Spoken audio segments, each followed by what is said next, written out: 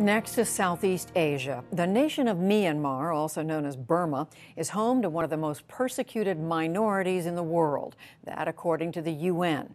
They are Muslims known as the Rohingya, and human rights groups say they have been recent targets of ethnic cleansing by their Buddhist neighbors. John Sparks of Independent Television News reports on the dangerous journey for those who try to leave.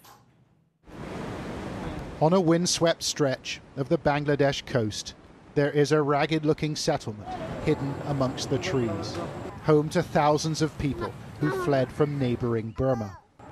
They're Rohingya Muslims fleeing vicious ethnic violence in their homeland.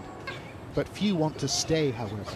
They've come here to find themselves a ship. They want to escape, and these people are desperate. What else can I do? I'd rather die than remain here. The people call us terrible names and the police put us in jail. It's the same situation in Burma. What would you do? Inside a shabby-looking shack, our team found one group waiting for instructions, waiting for a telephone call to say their boat to Malaysia is ready. Recruited by brokers, they've been waiting here for days. Some young, some old, all determined to leave. The brokers have charged them £200 each, but the true cost of this crossing will be much higher.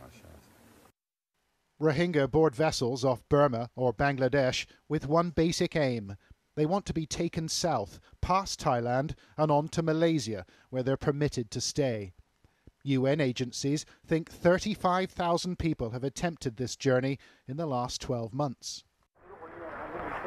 And brokers told us there were several vessels used to transport Rohingya anchored in a Bangladeshi port. They're cargo ships that carry timber north and human beings on the return leg south. And they're not easy to identify. The names have been painted over. Our team had to film secretly. It's thought the men on board carry arms. And we saw a series of metal cages below deck. Rohingya, who've made the journey, told us it's where the women and children are held. The men are kept in the darkness below. We spoke to Mohammed, who spent 11 days in the bottom of a trafficker's ship. We were kept on one of 3 or 4 floors in the hold, like wooden shelves. We had to squeeze in next to each other. We couldn't move, and we weren't allowed to stand up. It was intolerable. The brokers promised passage to Malaysia, but the ships don't sail that far. There's business to be done in Thailand. Passengers are disembarked and held on Thai islands, like this one. It's called Taratau, and it's a Thai national park. But we discovered the southern half wasn't being used for recreation. It's an isolated spot, and according to our contacts in the Rohingya community, the site of several secret prisons where hundreds of people are held captive. We're getting closer now, and we're all feeling pretty tense. It's been hard to find a boat that would take us here. Local people are scared of this place, and we don't know what sort of reception we're going to get. We skirted the island's southern tip and saw smoke from a campfire rising through the trees, so we went in for a closer look. The area seemed deserted, but we weren't alone. There's clearly people there, though. We can hear the voices. We can hear people speaking. A man dressed in white emerged from the trees. He wasn't happy and told us to go. No!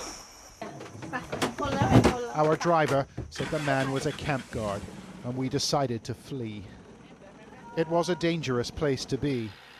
Former captives on the island told us they were held by armed guards, and to release them, relatives have to pay a ransom of around £1,500. Rafiq spent 19 terrifying days on Taratau Island. It's an experience he longs to forget. They lined us up and gave us a mobile phone. We were told to call our relatives. They demand the money and beat us up. They beat us continually until they get the cash. Rafiq's father, Salamot, is not a wealthy man, but he did what he was told. He sold his cattle to free his son. And if prisoners are unable to get the money to raise the ransom, well, they're sold as slave labor to Thai fishing boats, we're told. Here's Mohammed. If you can't raise the money, you get sold to fishermen. The brokers warn you about it. If your relatives don't have money, we'll sell you. Allegations of forced labor on Thai fishing boats have surfaced before, but the mass trafficking of Rohingya is cloaked in secrecy. However, we managed to meet a member of a trafficking gang. He called himself Bo and told us he was in charge of security on Taratau Island. I asked him whether he beats the prisoners. We beat them to make an example of them. And how do the traffickers avoid the attention of the Thai authorities? Simple, he said. They've paid bribes to 10 different police and military units in the last 4 months. It is like when we give money to this group, the next group comes along. And it goes on and on. It never ends. Back on the mainland, the local police chief denied that his officers take bribes. I am strict here myself. That sort of thing doesn't happen here.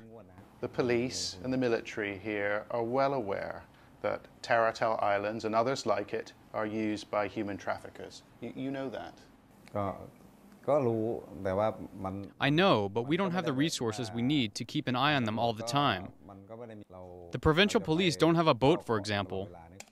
There was a surprising development. As we continued our investigation, Thai police found a number of vessels and conducted a raid on the same spot we'd visited days earlier.